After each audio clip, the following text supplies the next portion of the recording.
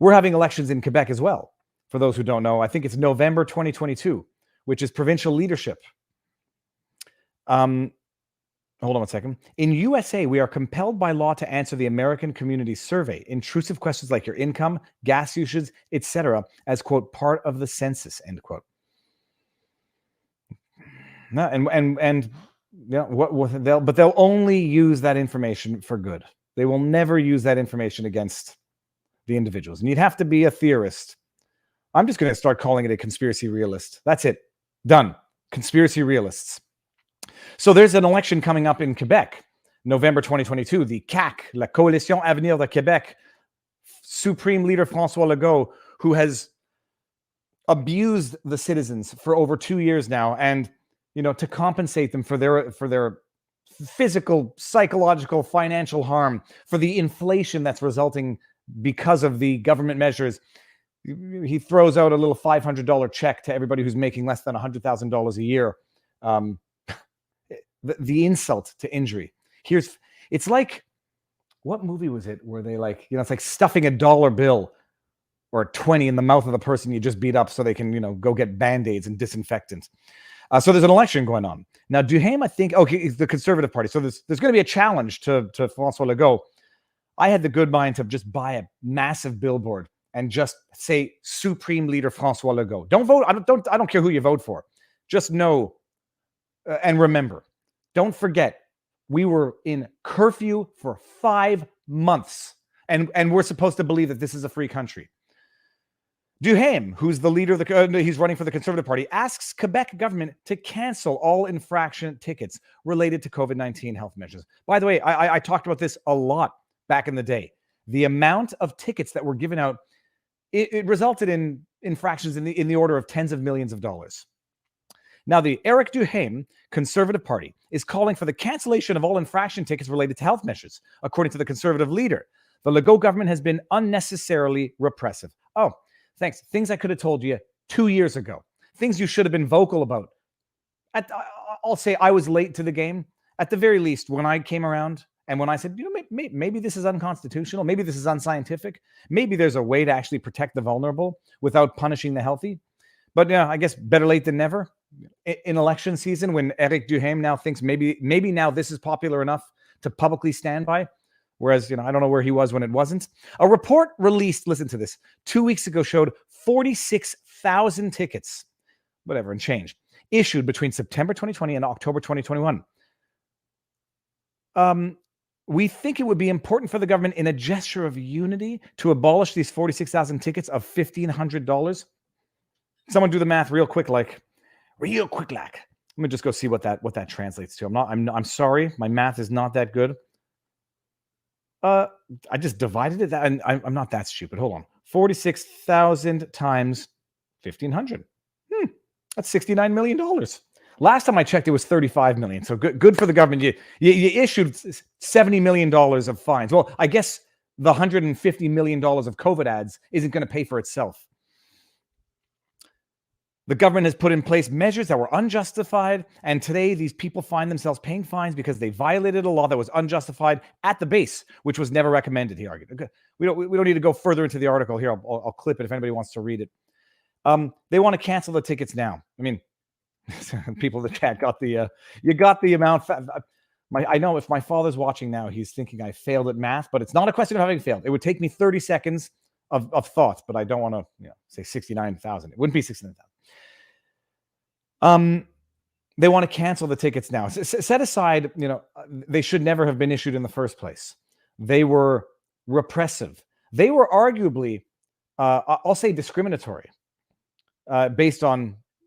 I have friends who work places. I don't cite them as anonymous sources, but they were arguably discriminatory in terms of who they targeted as who they targeted for these violations, and how they went about determining that people were not social distancing, how they were not a member of the same bubble, and cancel the tickets now. What does that have? What does that do for the people who already paid them?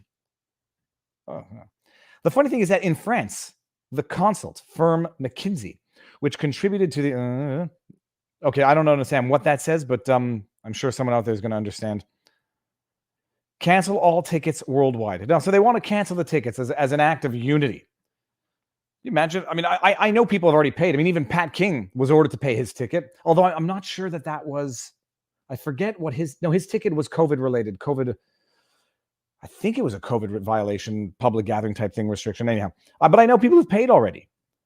I know people who've contested, and they contested without success.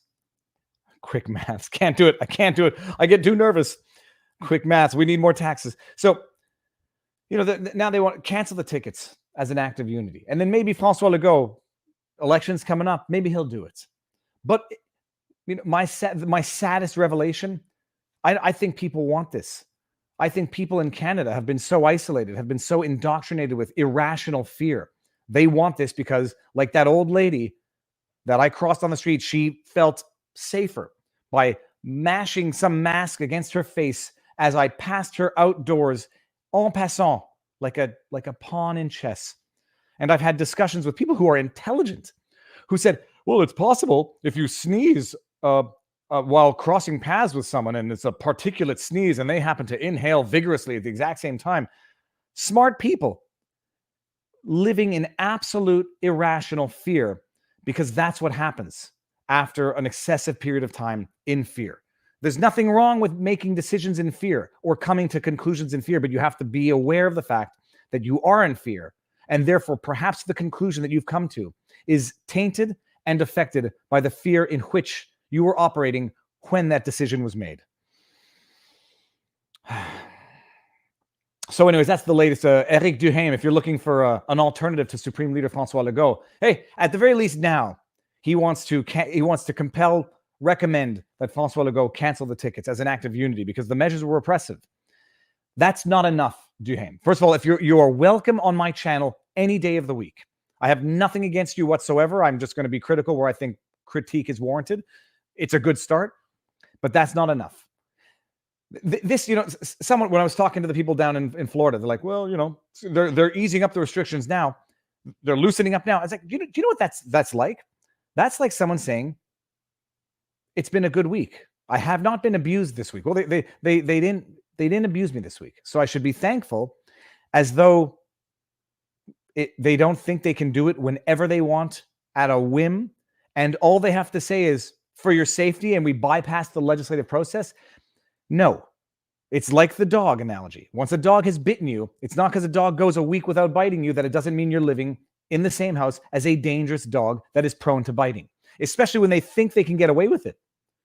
Doesn't matter. It doesn't matter how long that dog goes without biting you. If a dog has done it, has gotten conditioned to being able to do it, and will do it again at a whim, you are living with a dangerous dog in the house. And coming back to Canada, oh, well, at least they're easing up now. No, there has to be a change in leadership, and there have to be sanctions, or at the very least, assurances that this will never happen again.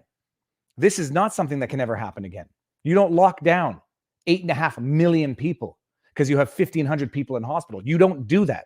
And any group, any politician that ever did that should be ousted from office. They should be voted out of office. And there should be policy enacted to shame whichever politician ever did that so that it never happens again. This is not a question of, oh, thank you, sir. No push-ups this morning.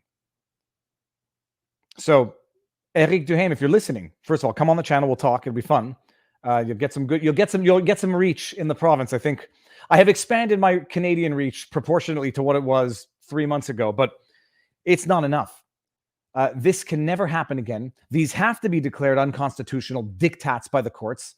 They have to get there, and they cannot be dismissed for mootness because the measures are no longer in effect. It can never happen again. Teapot dictators cannot be empowered to think that they can lock down a population without a legislative process, without evidence, without public discussion and debate, and get away with it because they stopped doing it. Okay. My eye is itchy. I'm not crying.